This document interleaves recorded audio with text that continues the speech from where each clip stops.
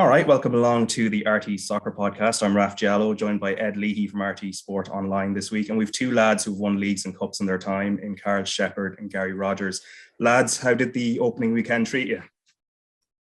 Yeah, it was good. I watched Shells and Pats on TV, and obviously it was a good game. I think Shells started really well, and then it kind of all capitulated quite quickly after that. And Gary, what was your vantage point?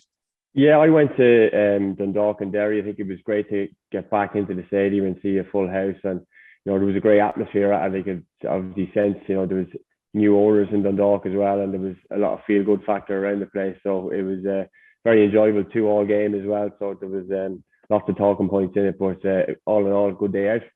Good stuff. We'll be going into detail about that opening weekend, or at least the games that did go ahead, because only three of the 5 top division games did.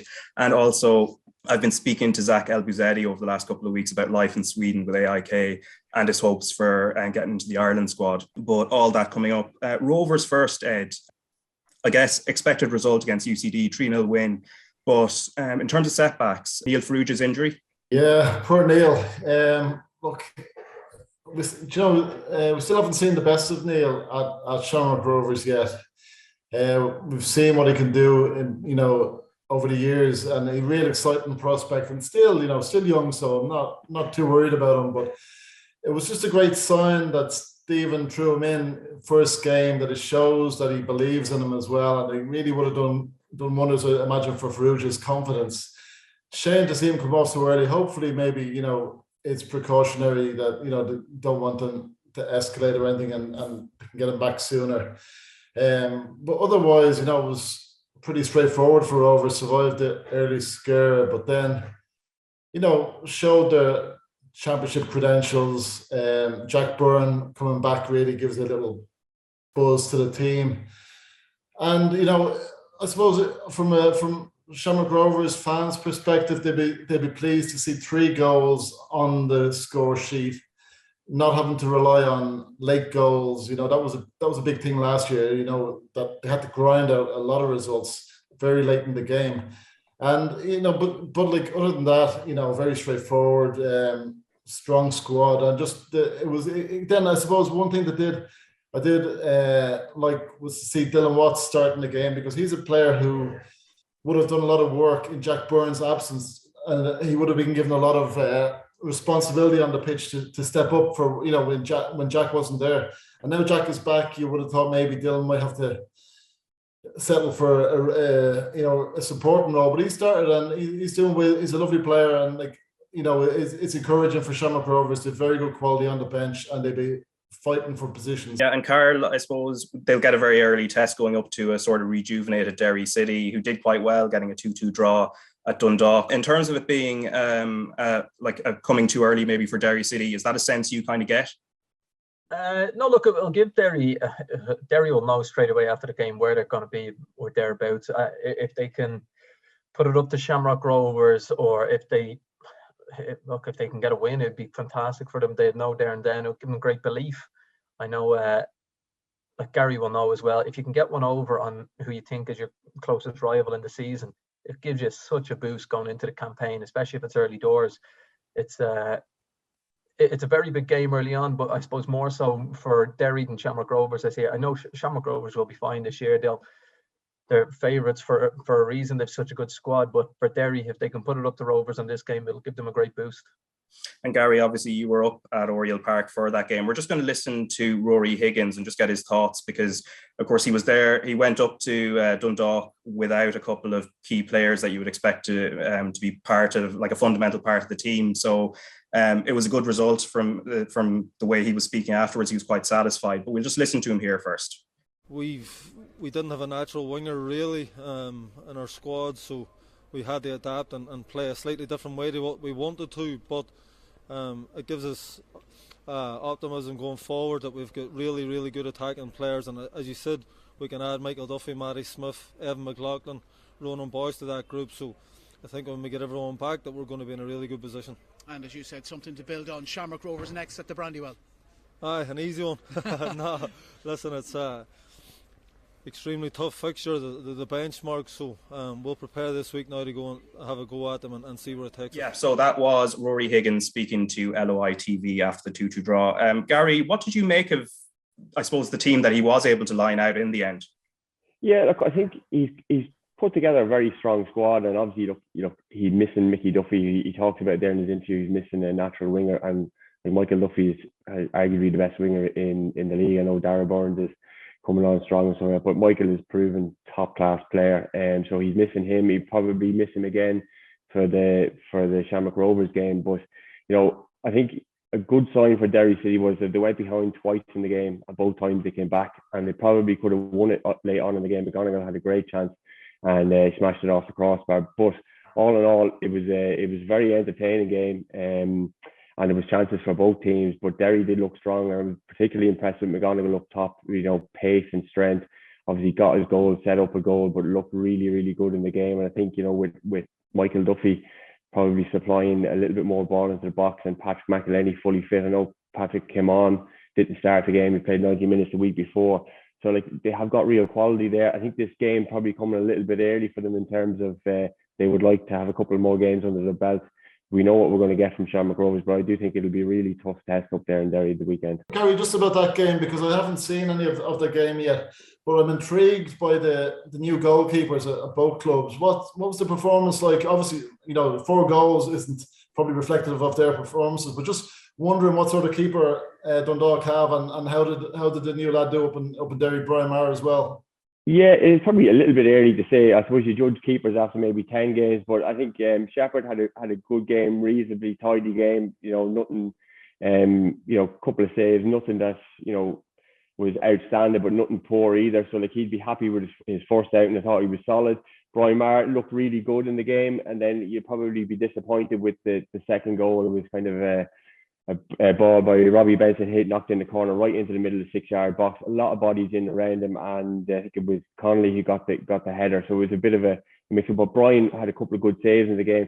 Looked very composed. He's a really kind of stylish keeper, Brian. Yeah. Looks very composed on the ball. I think he will have a good season for Derry, but he will be probably a little bit disappointed with the second goal. He's fond of coming out of the box as well, isn't he? He's good with his feet, so I think he'll be an entertaining man to watch all season.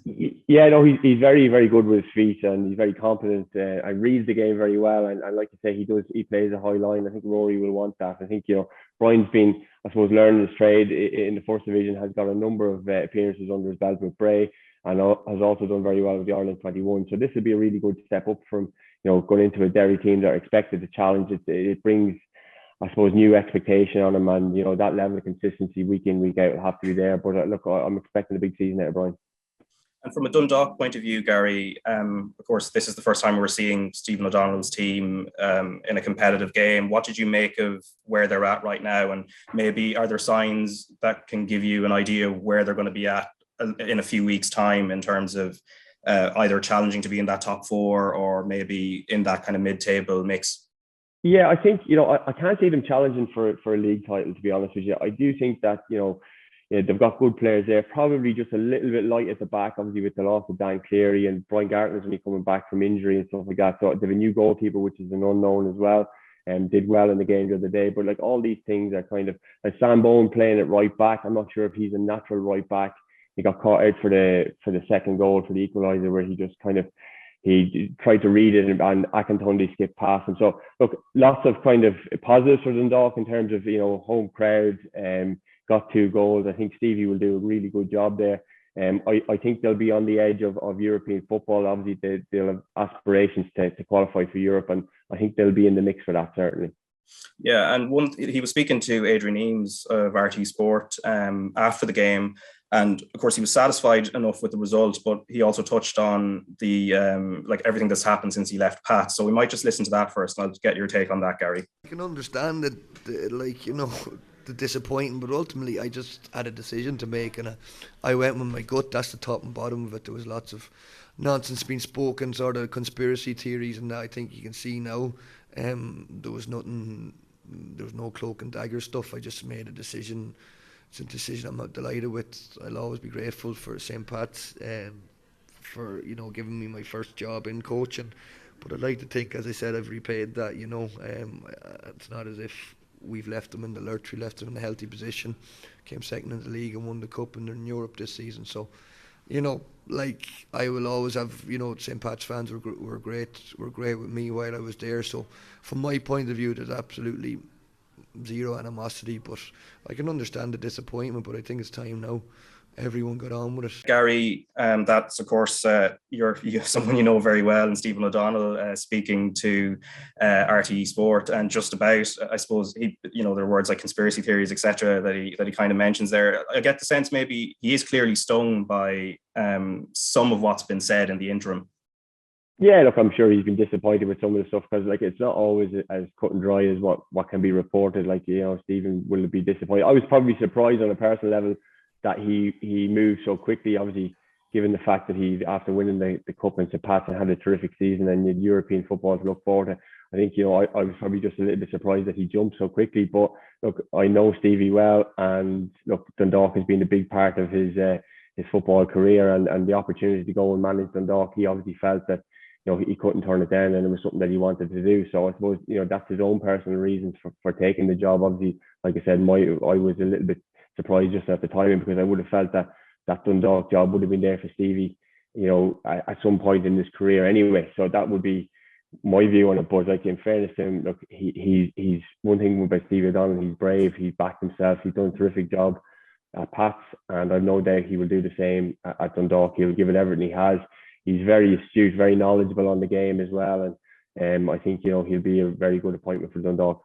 And Karl, just on that, sorry, Karl, do you feel the narrative will kind of move on, though, just because Pats, of course, are, as we saw against Shells, and we'll go into detail about that game very shortly, but it will move on, especially if Pats continue on the trajectory that they're on? Yeah, well, look, it's, I suppose it'll come back around when they play each other the first time, the first round of fixtures, when the Dog play Pats, and then I suppose maybe with a second time as well. But I had a bit of a controversial contract dispute with Dundalk at one point. The first and the second game, it comes up, and then after that, no one really brings it up. It'll move on. And if St. Pat's get a win over Dundalk, you best believe their fans will let Stevie know. But again, it'll be, I suppose that would help them move on from it even more so. I'm wondering if Gary's been a little bit coy on Dundalk's chances for the season, because you look at the squad, and they can put out a team 1 to 11 who can challenge anybody in the league. And you saw on Friday night, not a problem matching Derry City. Obviously, they've been sort of flying under the radar a little bit. And when you look, the spine of the team is still there from the Kenny era, with Boyle, Benson, Hoban, Hoban up front. A lot of players, as you said, coming back from injury. I think Dundalk are quite happy with their little position of, under the radar, but quietly confident, I'd say. I think, Gary, the prosecution is resting there. So what do you have to say to that? Yeah, well, you just have to look at the stability of Shamrock Rovers. There's only 2 players that have come into the Shamrock Rovers squad. They've been able to maintain it. And I think that was something that was evident in the Dundalk success over a number of years, was that they kept a hold of all their players and added 1 or 2 quality players here and there. And Shamrock Rovers have done that this year, obviously, with Zack and Andy Lyons coming in. Dundalk, it's a bit more of a mixed bag. Okay, there is kind of a spine of a team there from, the previous manager and Stephen Kenny and Vinnie Perth. But there's an awful lot of unknowns that have come into the squad as well. Guys who come in on loan. Stephen Bradley did really well at the weekend, scored a terrific goal.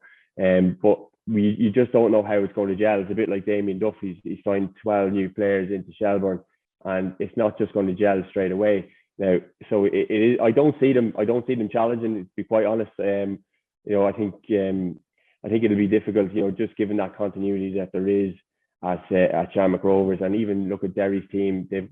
From the weekend, they've got Michael Duffy to come back into it. They've got Ronan Boyce to come back to it. Patrick McElhenney wasn't fit. Matty Smith, and that's serious quality that they have to come back into the squad. So I would have Pats and Derry certainly ahead of Dundalk in terms of league title aspirations. Yeah, you mentioned Pats there. Of course, they got a brilliant 3-0 win at Shelburne. Again, a huge crowd there. I think it's the largest crowd they've had there for 16 years at Tolka Park. Obviously, they won't be the Shells fans won't be happy with the result, how it played out. But we'll get into detail about it because there were some positives from their point of view. But first, we'll listen to Pat's manager Tim Clancy and then Damien Duff, Shells boss. Yeah, I think there's very little in the game. Tony first half and. Darragh Byrne picks up a very good area when we're out of possession. Stuff that we've been working on with the wide players is to just pick up areas that can affect the game when we don't have the ball. And listen, that's the part of the game that you can't really coach, and players just have it. And Darragh cuts inside and buries one from 20 yards or 25 yards, and it gets us a foothold in the game, which we were able to build on second half. I guess, though, we spoke last week about how Mark Doyle can learn from Owen Doyle. Maybe his goal tonight showed already he's learning. Yeah, listen, he had a very similar chance last week. In the game against Shamrock Rovers, where he's nicked it on the other side again, similar position to Darragh, and he's gone in on goal last week and he probably snatched at it. He showed a little bit more composure this week, had the extra touch, and listen, we were delighted for him to get that goal, and it gave us a little bit of a breather then. Composure is the word, isn't it? And Chris Forrester, who's the SSE Airtricity Player of the Match, had that in spades again. Yeah, and he's got the quality to match any player in this league, and many leagues will be perceived to be higher than this level. And Chrissy's had a great pre-season, and you can see in the last week, the President's Cup, he was very good, but tonight I thought he controlled it and controlled the game, and you can see for the third goal he takes the ball down under pressure, slides it out to Mark Doyle, and Jay comes on from the opposite side again, something that we're working on where we want the wingers to fill the box when it goes to the other side, and he gets a great third goal for us. I'm glad it's out of the way now, Tony, and we can move on with the rest of the season. The lads are devastating there. Pats have won the game just on transition counter-attack football. It's what we warned them about. When they actually had the ball, we never really felt threatened. I know the back line, the team didn't, so it was our mistakes really. With the ball, I couldn't ask any more of them. I think we created a lot of chances, a lot of opportunities, whether the goal's offside or not, and I think on a different night it's a different story. We've seen tonight that Jack Moylan certainly has all the makings. He catches the eye. He's a great boy. He's such hunger, desire, along with the rest of the squad. Him along with a lot of the guys. They were brilliant. Just disappointed we couldn't, take any opportunities or chances or, getting up the top end of the pitch. I think we thought we created an awful lot. Disappointed, gutted for the boys because they put so much into it, but we roll on next Friday. So, Karl, lots of positives there, at least from Damien Duff's kind of summation of it afterwards.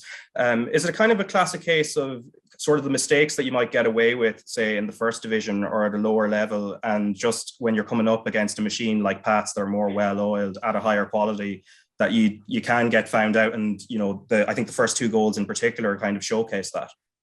Yeah, look, I was quite surprised with the narrative after the game of how well Shell's done. When you look at it, it could have very easily been 5 or 6. Chris Forrester had one off the line. I think McClellan, did he hit the bar from about 25, 30 yards out? Burns came very close in the first half. I'd be slightly worried with how open Shells are when they lose the ball. They're very good on the eye. They try to play nice football, and in fairness, on a pitch that was quite poor. But when they lose it, they're extremely open, and as they found out on Friday, if you're that open in the Premier Division, you will get hurt. And I suppose, look, Darragh Byrne's first goal, an absolute cracker of a goal from 20 yards into the top corner, and I'm just slightly worried at how open the Shells are for the season. They'll come up against slightly worse opposition, but they'll also come up against better opposition who will definitely be able to hurt you. And Gary, I think looking at that game, it was sort of the template as Karl's talking there. There's it's a lot of front foot football, but especially those wing backs or the full backs really pushing forwards. Is that something that just needs to be tempered a little bit, because they were kind of caught in those channels more than once? Yeah, I suppose when you come up against the likes of Darragh Byrne, these guys are going to punish you, so you've got to be careful. And I think Damien talked about, I suppose, dominating possession. I think with Mark Coyle and Dervin in the middle of the field, they're going to expect a lot from Jordan McAniff to come in to really dominate possession in games. I think that could be a difficulty for them. But like you say, look, the wing backs, guys it's 11, 12 players into a new system and a new manager. It's going to be difficult. And there was, like Karl said, there was plenty of chances. I think Pats were, if they'd be more clinical, they could have had a couple more goals. But I think the chances that they did get, they were clinical. I think, Darragh Byrne's first goal. The first goal of the game was a moment of brilliance. I think he's been really very high quality last season, and he looks as if he's going to continue in the same vein again this year. Yeah, we need to talk about Chris Forrester, who got player of the match. I don't know who we're going to go to here first, Gary or Karl, but he was just immense. It's not maybe at the beginning, it just took a little time to get into rhythm, but then afterwards sort of ran the show in midfield. Yeah, and look, and that's what it takes. You're talking about players controlling the game and dominating possession. I think everything he did, the little nutmegs and the edge of the box and stuff like that. But he's got that star quality. He's got that bit of class, composure on the ball. He sees it. And obviously can play it as well. Like his range of passing is superb. Obviously, he's an eye for goal. Had a shot saved as well by the keeper Webb. So he looks as if he continues like that for the season, he's going to be a treat to watch for the season. Yeah, he started off like that actually last year, where I suppose it took him a while to grow into it, and then as the season went on, he got better and better. Obviously, he had a great cup final, but last Friday he was magnificent. He was a joy to watch on a pitch that was cutting up and it was quite poor. He was the one player who every time he got it, he tried to make something happen. You could see that he's brimming with confidence at the moment. Obviously, he's enjoying working with Tim, but I suppose the one that got cleared off the line from pretty much sums Chris Forrester up. It falls to him from a corner, edge of the box. Most players just whack it and try to score. He dinks it over everyone and it gets cleared off the line. But he was a joy to watch, and he's probably one that this year, it would not surprise me come the end of the season if he's player of the year, just because I know everyone knows the quality he has. It's just about trying to be consistent with it over a season. I was just going to say, Karl, he looked like he'd taken that cup final form and he brought it straight into the new season, and he looks fit, strong, hungry, and so confident. Like you said, that lob was just exquisite, and he just played with that freedom. It's almost as if he welcomes the challenge of Jack Byrne coming back into the league, as to see who's going to be the top man in the show department this year. I'd be curious to see what Chris was laughing at just before he picked up the player of the match award. He was in stitches laughing, and full credit to him, he held it together for the interview. But funny, the other thing I wanted to say about the Shelbourne game was Damien Duff's interview. I was curious to see how he, come out and speak about the game and after his first game in charge. And from what I got from it was he sort of tried to keep emotion out of it, and he was just trying to stick to the sort of coaching principles and trying to work out each thing specifically. But obviously emotion is going to very, very much into the league, and it'll be just interesting to see how he gets on for the rest of the season in that sense, because perhaps unfairly he's going to get a bit of additional spotlight on him because of his profile. Yeah, and also, like on the other side of that, on the other flip side of it, Tim Clancy, because we obviously shouldn't forget, again, they had a really good game, Pats, once they got going, Ed. I suppose that could have been a real banana skin going to Talca Park, opening night, Damien Duff and the other dugout, all the kind of focus on that side, but they kind of came through it and looked really well oiled. Doesn't it show, though, how that bit of experience as a manager has given Clancy the confidence to come into St. Pat's and just to hit the ground running straight away?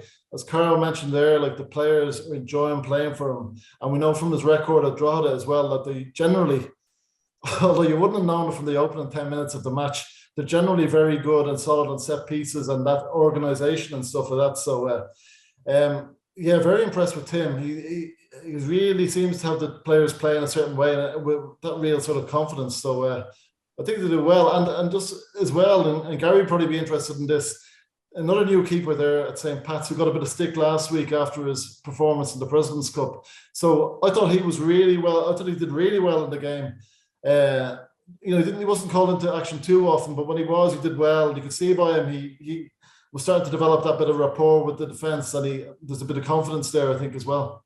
Yeah, absolutely. I think he had a very good game. I think he made a mistake for the goal against Shamrock Rovers, and that probably would have hurt him, and he'd been thinking about it this week. And to be fair to him, it was difficult to go in to that game on the TV after a poor goal the previous week.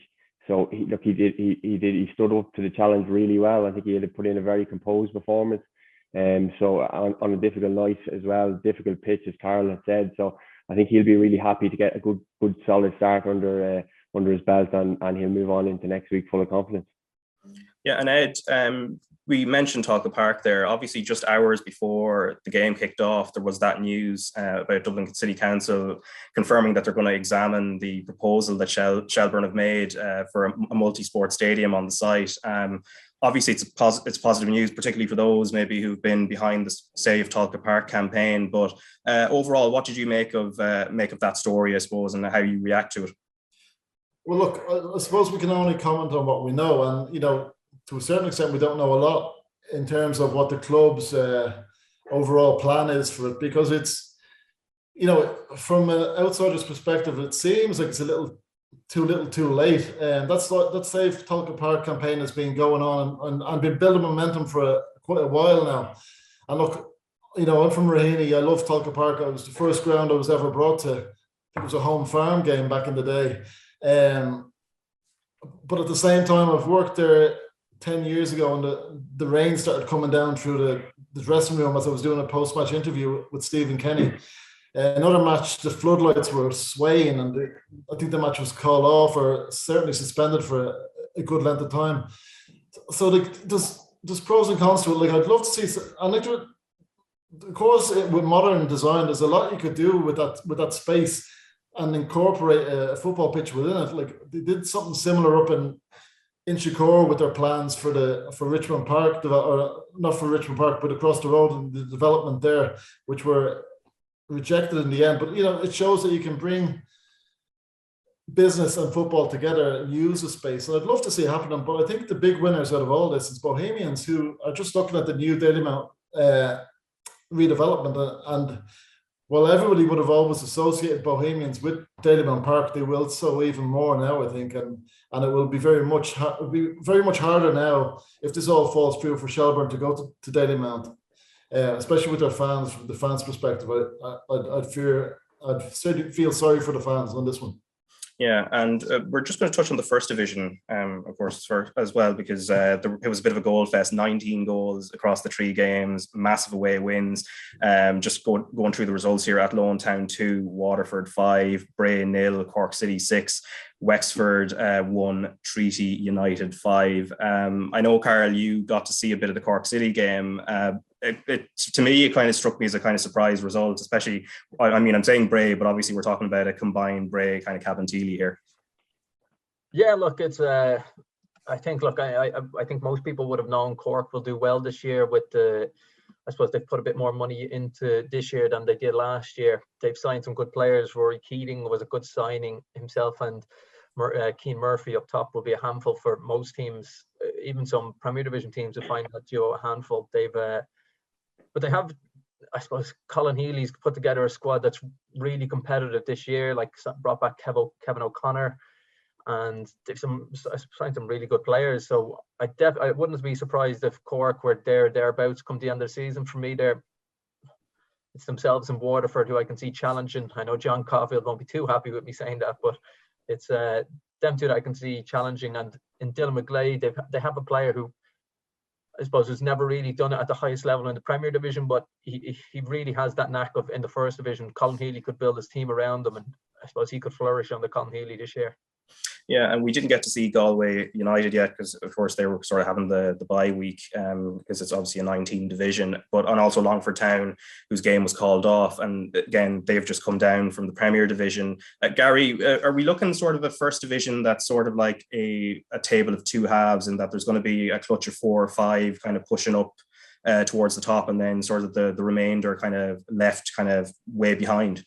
Yeah, well, I suppose on the evidence of the opening night result, you probably are. I suppose the most disappointing thing about the first division is the fact that it's 9 teams. We're looking at a bye week in senior professional football. It's just not a really good look, to be honest with you. I think that if we've aspirations to have a 3rd tier in League of Ireland football, and we can't fill a 2nd tier at the minute, it's just not good. I think there should have been something done there in order to make it more balanced. I certainly think definitely missed a trick there, and a bye week is not ideal for anybody. That's the most disappointing thing about the first division for me. I think the first division last year was so competitive and so interesting, and I think it has the makings of it again this year. I suppose Treaty were the unknown last year, and they started off really, really well. It's good to see Cork Look, as Karl says, they've put together a good squad, and I think they will be competitive. Galway will be thereabouts, and I think Waterford will probably be the favourites to win it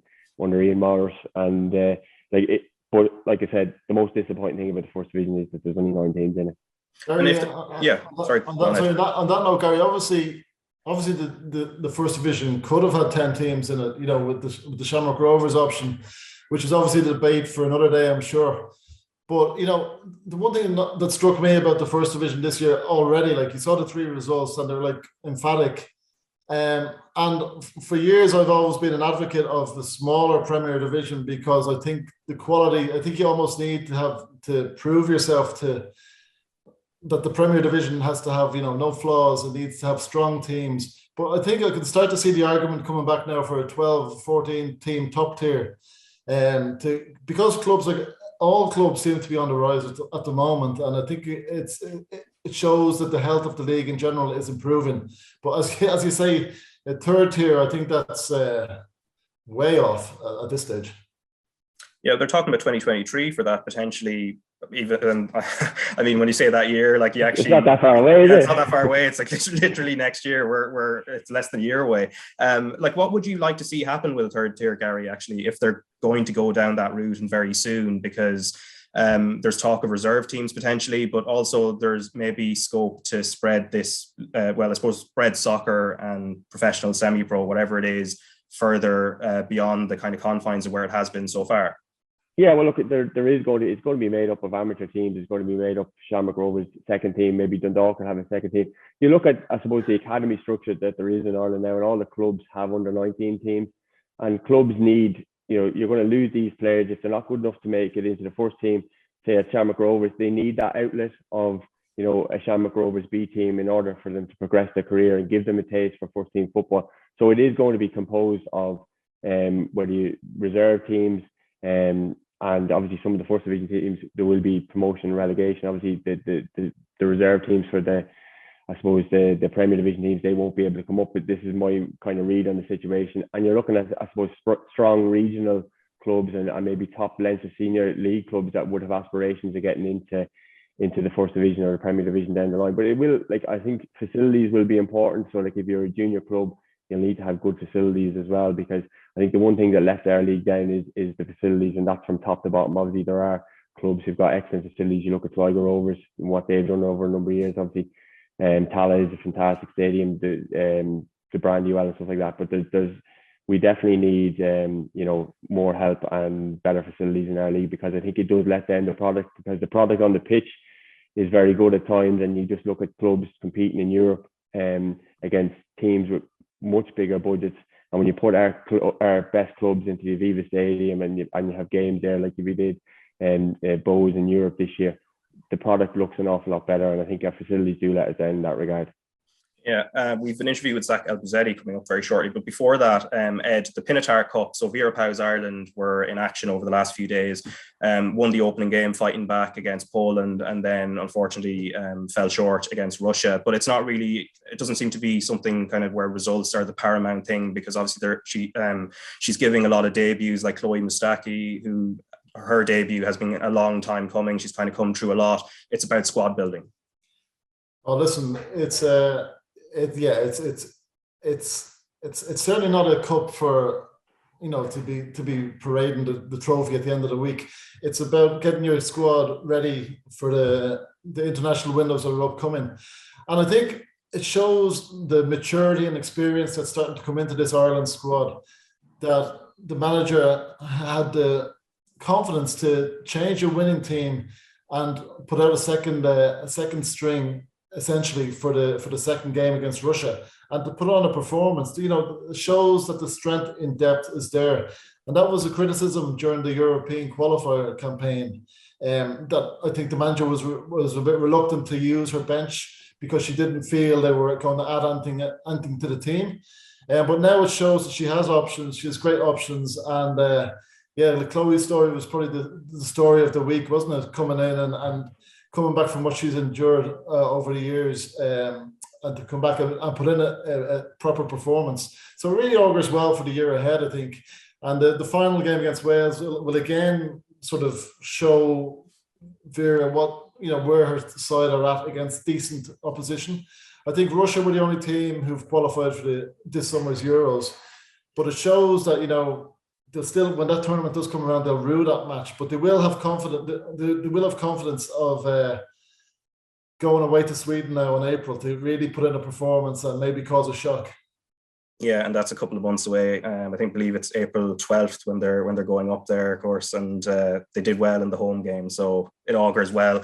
Anyway, Zach Elbouzedi, I was chatting to him about 2 weeks ago. He's formerly of Waterford FC, of course, and played for the Ireland under-21s under Stephen Kenny, and he's doing really well at AIK in Sweden, which is one of the biggest clubs based in Stockholm. And I was speaking to him, as I said, a couple of weeks ago, and the first thing I asked him was how primed he is for his second season. Yeah, obviously, I joined midway through the season, so it's obviously difficult joining midway through any season, but all the lads here were brilliant in helping me. We had some season pros. I've had great careers and they helped me settle in right away. But I have obviously last season was good, as you said, but I want to improve on that. We missed out on the title and goal difference, so hopefully we can go one better next year. And then personally, I think I'm always looking to get better and I'm always looking to improve. So yeah, we're in pre-season at the moment, and I'm still finding that sharpness. It takes a few games for me to get that, but once I get into the swing of things and get that momentum going, I think it will hopefully be a better season than last season. Yeah, and of course, Sweden, different football culture completely, and you've had the experience of playing here in Ireland in the League of Ireland with Waterford, of course, and then at youth level, you've been over to England and Scotland. How would you compare the style, the football environment and the culture in comparison to the places you've been before? Yeah, I think it's a lot more tactical over here, and we do a lot of video work and a lot of work off the pitch on our opponents and how we want to play, and then a lot of training is based on the sort of tactical approach to the game. And even in the games, sometimes last season we'd play 3 or 4 different shapes in one game, which is different to England. And then I think it's very technically good over here. I think the league is very competitive, and we played some teams at the bottom of the league, and they're playing out from the back, and they're trying to play football the right way. Whereas, when I was playing in League 1 and League 2, if you're playing bottom of the league teams, they're just shelling it long and going for a physical approach. So I'd say the main two differences will be that it's a lot more tactical and technical. And how do you feel that's kind of bringing on your own game as well, obviously being exposed to that? Yeah, I think I'm a good technical player. I think I've always been that, and I think I've improved since I've got here. Obviously, as I said, we have some really good pros here. Obviously, people in Ireland would know Seb Larsson and Nick Lustig that have had great careers in the UK. So you can only get better learning off them. And then we've had players that have played in the Bundesliga, La Liga, Serie A. So you can only learn off them players. And then, as I said, tactically, I think I've learned a lot, playing different shapes, different positions, whether it's defending deep, pressing high. I feel like I can do all that now. And yeah, it's just learning every day over here. And do you find yourself gravitating to those lads you mentioned, like Seb Larsson and Mikael Lustig? Because Lustig, of course, he's experienced Scotland like you have, and then Seb Larsson was at Birmingham City, which is not a million miles away from West Bromwich Albion, where you were for a number of years. Yeah, as I said, everyone in the changing room is really good lads, and obviously with Lustig, I'm a Celtic supporter, and he's obviously a Celtic legend, so there's that sort of connection there. So yeah, I get on well with them all, but as I said, you can only learn off them the careers they've had, and even if you're not speaking to them, just watching them in training, what the sort of stuff they do, and how they prepare off the pitch and how they look after themselves, it's brilliant. And we were talking to Josh Cullen at Anderlecht very recently just about his experience abroad, and he was saying something which I kind of found surprising, which was that everything they do in the club is done through English. Is it the same at AIK, where given there is international players and obviously Swedish people speak brilliant English, is it kind of that natural way that's what's used most? Yeah, the manager speaks Swedish and English, so in a meeting, if he makes one point in English, he'll say it in Swedish as well, or if he says it in Swedish, he'll always make sure that he says it in English so we understand it. But like if they're speaking to me one-on-one, or I'm involved in a conversation, it's always in English, and they always try and make me feel like incorporated into it. Yeah, and sort of off the pitch, of course, in terms of the attention levels, because AIK is a huge club in Sweden. Can you kind of walk around the streets of Stockholm or around the Solna area, and people let you kind of mind your own business, or are you kind of mobbed by the fans?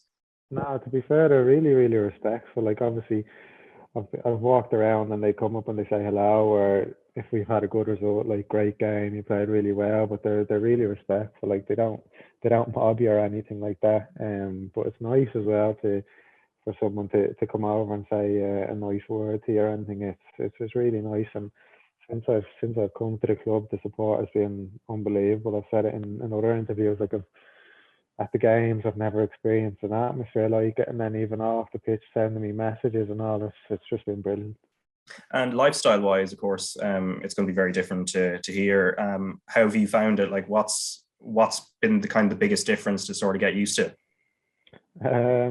Obviously, it's very cold over here. The main thing. What's the temperature there at this time of year? Today it was actually quite warm, but it's like in the minuses regularly. Like, when we were up in the mountains last week, and it was like minus 15 degrees, which is crazy. But like, Swedish people are very chilled out, and they have a good lifestyle. It's not like, I feel like in Ireland the lifestyle is very rushed, and people always have somewhere that they need to be, whether it's work or other stuff. In Sweden, I think they're very relaxed, which is cool.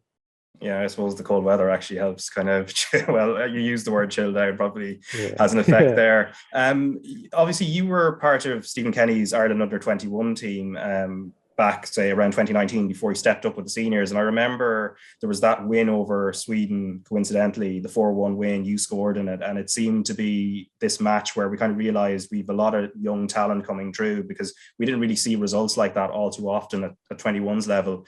Do you know, in hindsight, did that play a role in AIK taking a bit of interest in you? That was probably the reason I'm here, to be honest. At the time, our current manager was the assistant manager for the Sweden under-21s team.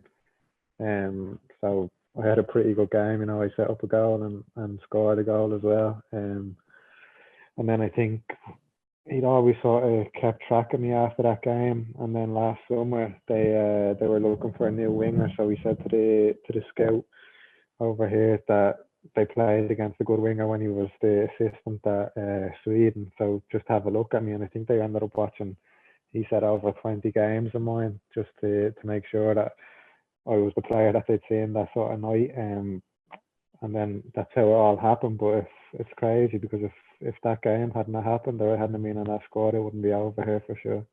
Yeah, and something we've been discussing a lot, obviously, I'm sure you've probably seen it, but a lot of young Irish players, particularly younger than, say, the same age you were, going to West Brom, a lot of them are now looking at going to other countries on the continent, potentially Sweden, maybe one day might be one of those destinations. If we go back to your time, kind of making that choice to go to West Brom, obviously at the time they're firmly established, they're kind of Premier League, and it was a period where they were there for a long time. Like when you're going over there as a teenager, are you going over there with kind of massive dreams, or is it tempered with realism? Because obviously the stats show it is very difficult to break through and make it to first team level. Yeah, when I went, obviously, the stats, I think everyone says it's 1 or 2% of people that make it that go over, but you always think that you're going to be that one person that makes it. And I think if I had went over there and say I had a realistic view that I wasn't going to make it, or that I might not make it, there would have been no point in going. When I went over there, I fully believed that I could make it in the Premier League, and I fully believed that I was going to get my chance. Obviously, it's difficult because there's so many people going over, and for one reason or another, it didn't work out. They were in the Premier League at the time, and I never got the chance to showcase if I could have played in the Premier League. But no, when I went over, I think the goal was obviously to play in the Premier League. There would have been no point going over at that time if that wasn't the goal. Yeah, and as you said, they were firmly established in the Premier League, which probably makes it harder because first team managers are less likely to take a chance on players coming through. But if they were, as they are now, kind of Championship or that kind of the kind of yo-yo club they became a few years after you left, do you think that might have helped your case a little bit in terms of like they will give a chance maybe to younger players coming through? You never know. Like it all depends on who the manager is at the time. Like when I signed for West Brom and went over, they just hired Alan Irvine, who was the academy manager at Everton. So it looked like it was going to be good, and he was going to give youth players a chance because that was where he sort of came from. But then after like 5 or 6 months, he was gone, and then Tony Pulis came in, and he's not really known for giving young players a chance. His job is to keep teams in the league, and he's brilliant at that. But it doesn't really come with blood and young players. So you can't say if they were in the Championship or going up and down whether I could have made it there. It's just a manager, and a manager has a lot of power. So one man's opinion can sort of make or break you. So it all depends on the circumstances at that time. And then the loan systems, of course, you were up in Scotland, and it kind of coincided, unfortunately, with some injuries as well. Just how demoralising can that be? Yeah, it was. I signed for Inverness on the Friday, and on the Saturday we played a game, and I was out. I ended up injuring myself, and I was out for 5 or 6 months. And injuries are bad enough as it is, but being up in Inverness is up in the Highlands, and it's sort of in the middle of nowhere, and it's sort of like segregated, and you're on your own up there. Like we had a good group of lads who looked after me, but still it's not like you're in London or something where you can hop on a flight home if you're feeling low or anything. Inverness is very hard to get to Dublin from, so that was a tough time. That was hard, but then obviously I came back and I wasn't part of the plans. And then I ended up leaving. But as I said, injuries are tough, but they're just a part of football, and you just have to realise that you're going to come through and you're going to come out the other side. There is hard days where it looks like there is no light at the end of the tunnel for any injury, but you just have to keep that motivation. And then, of course, coming back to the League of Ireland and playing for Waterford, and that seems to be kind of a turning point for you, and it's really propelled you on. Great performances, getting into the Ireland Under-21 setup. Just how important was it, and what were you kind of looking for from Waterford when you did arrive first off? Yeah, I think obviously Alan Reynolds was, I think, the first League of Ireland manager to message me when I did come home. The first message he sent to me was, "You're gonna get to play games and you're gonna enjoy your football again." And to be honest, he was the first manager that sort of stuck to his word in that way. He gave me a really fair crack, and bar probably this season with AIK, that was my favourite season, and it was the football that I enjoyed the most, even though at Waterford at the time it was difficult with missing out on Europe and all that sort of stuff off the pitch. But for me personally, I loved it there, and I love the club still. I watch out for the results, and I hope they can come back up this season. But yeah, Alan Reynolds just said to me that I'd enjoy my football and he'd give me a chance, and he did that. Yeah, and as you mentioned, you really enjoyed the technical style in Sweden. Of course, the League of Ireland is going progressively that way as well. Was that sort of another benefit in terms of timing, just being there at the right time? Yeah, definitely. When we were at Waterford, we tried to play out from the back and that, and it, obviously that's the way I like to play, and it suits me. But then you look at some of the football that's played, like Rovers, Pats, they play really good football. Dundalk as well, and Pauw. If you look at some of the results in Europe and the way they're playing football, I think it's good, and obviously I think it's good for if we want players that are going to be able to play European football as well. Obviously with Brexit and that, it's tough for young players to go to England. So if we want players that are able to go and play that European style, we have to implement that from a young age so they're able to play that technical football. And I think obviously with what Stephen's doing in the senior team and the quality of the league getting better, I think the perception of Irish people in Europe is getting better. I think a few years ago we were just seen as like physical players who would just smash people and just run, but now I think we're getting recognised for actually having technical ability and being able to play that way.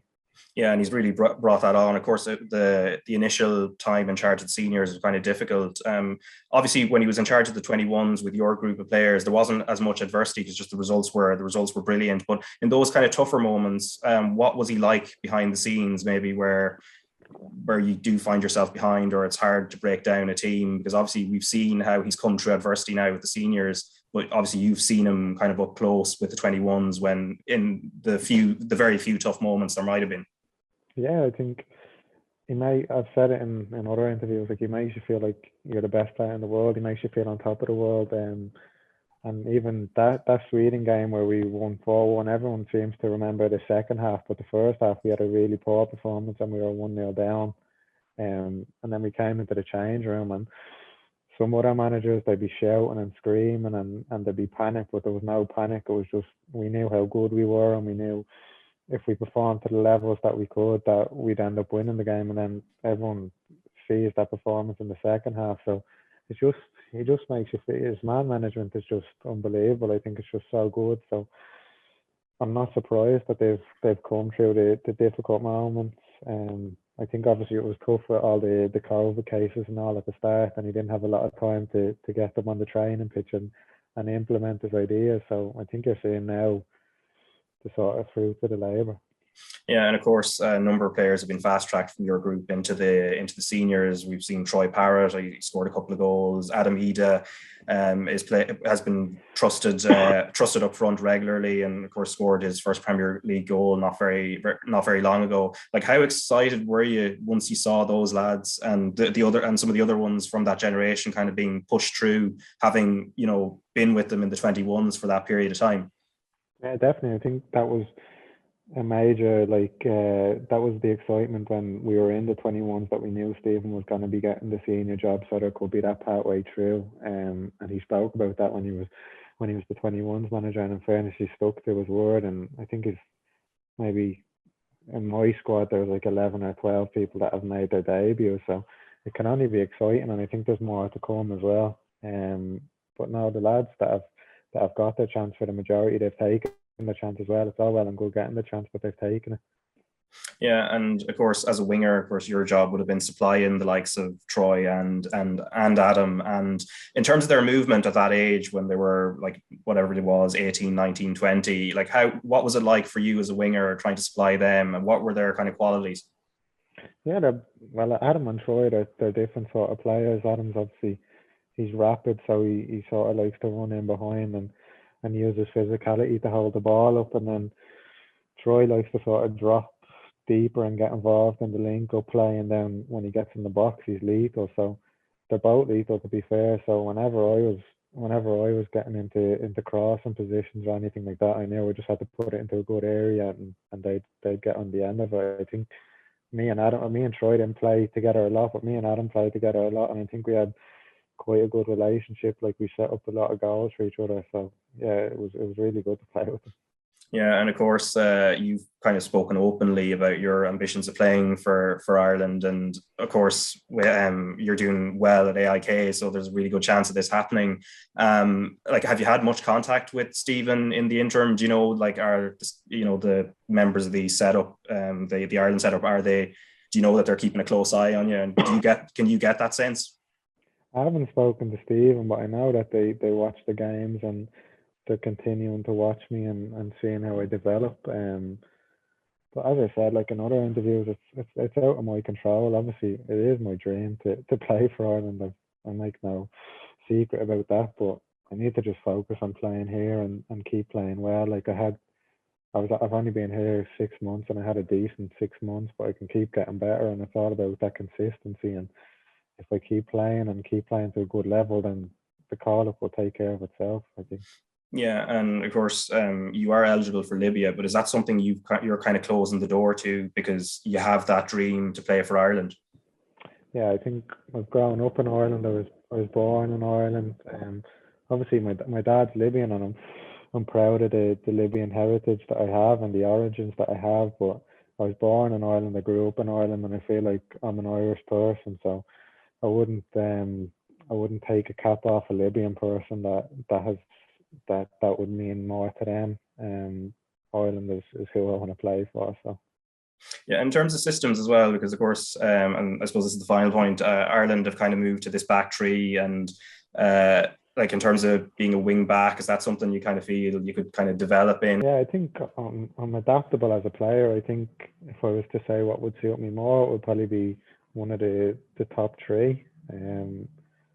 But as I said, like if I was to get the call up, I'd play wherever. I'd play in goal if I needed to. I think Gavin Bazunu and Cleveland Kelleher might have a word with you there. I think we're well stocked in the goalkeeper department, to be fair. We certainly are. But Zach, look, thanks a million for taking the time, and best of luck with AIK this season. Hopefully the weather gets a little bit warmer as well, and you don't have to wear the beanie inside either. But all right, that is Zach Elbouzedi, who is doing really well with IK in Sweden and harbours real hopes of getting into the Ireland squad. I suppose, Ed, you've seen a bit of him for the under-21s, and I guess maybe you might have been following a little bit of how he's been getting on in Sweden, but he's a potential one who Kenny will probably be looking at.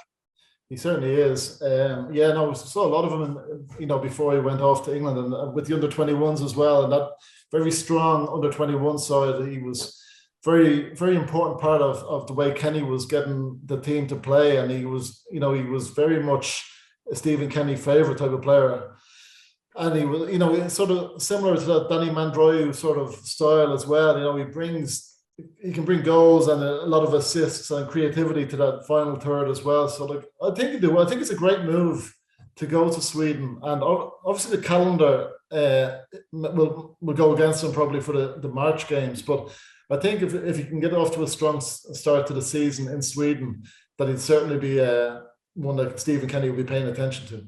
And Karl, one thing he was talking about in that interview was just about the difficulties he had when he went to West Brom, and it used to be the path to go over to an English club, go into an academy at 16. You've had experience of that with Everton. He was talking about the mindset of kind of knowing the statistics and how difficult it is to break through, but also you have to kind of believe that you will be the one that makes it. What mindset did you have kind of going over to Everton? Yeah, when I went over, I was just wondering how many days it is until I make my first appearance. It's just like that. You go over full of confidence, thinking, right, I'm going to hit the ground running, and then when you get in and see the quality that's up against you in reserve teams, and when you see the first team, I suppose how far away it almost seems then after a few weeks. It can be very crushing, and it can be very tough to take. That's why I suppose you see so many players who go over, they stop playing within 2-3 years because they go over full of confidence. I suppose everything's so cushiony for them up until that point, and then it's the realization of I'm a million miles off a first team here. I might have been in, let's say, Everton reserves, and I'm fighting for my place here. How am I ever going to become a professional footballer? How am I going to make this my living? But it's and again, you're also doing it while you're away from home, away from friends and family at such a young age. It's I suppose extremely hard to do, and it's something that I struggled with both times when I went over, being so homesick. But I'm just glad to see that he came back. He obviously played in Ireland, went over to Bolton. It slightly didn't work out for him, and now he's in AIK and he's doing really, really well. He's someone who has so much pace that it is now an option for Stephen Kenny to call him up because he had such a good season last year. Yeah, and Gary, I suppose very quickly, Adam Ida was a player who's taken that route, has come through at Norwich, scored his first Premier League goal against Everton a few weeks ago, and then of course Shane Long now has kind of got back among the goals too, also coincidentally against Everton. So maybe most of our strikers should start playing against them for the next few weeks and get among the goals. But Ida, of course, has suffered an injury, which is going to rule him out for the rest of the season. And when we look at the options, especially for these March games, because we're not sure how it progresses for when the Nations League starts in June, but Troy Parrott doing well at MK Dons. Michael Obafemi has started to score for Swansea, but I don't think he's really in the picture for now. Will Keane is in double figures with Wigan. You've Callum Robinson, who kind of plays as a false nine, James Collins, and Aaron Connolly has scored in the last couple of weeks for Middlesbrough as well. But when you look at the options that are there, I suppose how settled is it for Kenny in terms of what way he's going to go? Yeah, it's hard to know. I suppose you list off the names there, and the one that probably springs out to me is probably Evan Ferguson. Made his Premier League debut at the weekend, and Stephen, as we all know, is a brave manager, and it wouldn't surprise me to if Stephen brought him in, for a friendlies, to give him a taste for it and see what he's like in around the squad and stuff like that. You look at Will Keane obviously scoring at Wigan, and Callum Robertson obviously did really well for him in the last campaign. I think Stephen will bring these guys back in, and it wouldn't surprise me if Ferguson was brought into the mix as well, because I know that he's tracking them like everybody in the country, and he seems to be doing really, really well over there in Brighton, and he's one that might enter his thoughts as well. Yeah, we'll see how that one progresses, because of course he's still only around 17 or 18 or whatever it is, and already in the Ireland under-21 squad for the last wee while. But anyway, I think that wraps us up for this week. Karl and Gary, thanks a million for joining us. Ed, thanks for coming on. Next Monday, we'll be looking ahead to the start of the Women's National League, and we'll also be reflecting on the second week of action in the League of Ireland with the fixtures, including Derry City and Shamrock Rovers, which is live on RTÉ2 and RTÉ Player on Friday at 7:30. UCD versus Finn Harps, Pats versus Sligo, Drogheda versus Shelburne, Bohemians versus Dundalk. So that is it for this week. Thanks a mil, and Slán Abhaile.